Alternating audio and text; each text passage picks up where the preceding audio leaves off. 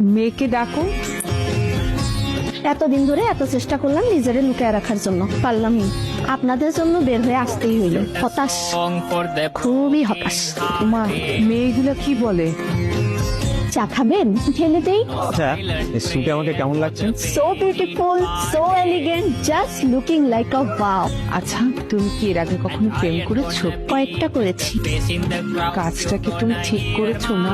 না, আমি নিজেকে নির্দোষ প্রমাণ করতে চাচ্ছি না। যখন জানি আমি দোষ করেছি, তখন আমি কেন নিজেকে নির্দোষ দাবি করব? আমি দোষী। আমি কি আপনাদেরকে একবারও বলেছি আমি নির্দোষ?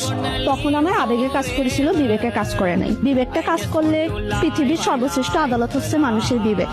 তখন যদি আমার বিবেকটাই কাজ করতো, তাহলে আমি এত বড় ফাঁকের মধ্যে জড়িয়ে যেতাম না। তুমি লেখাপড়া কি করেছো?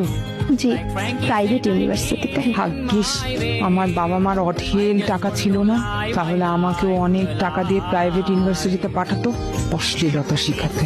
আচ্ছা মা, তুমি তো আমার ছেলেকে আগে দেখেছো, প্রথম দেখায় কেমন লেগেছে? আমি ওকে প্রথমবার যখন দেখেছি, আমি তো তখন পুরো কেঁদে দিয়েছিলাম। আচ্ছা, মুরব্বীদের সাথে কি মানুষ এইভাবে কথা বলে?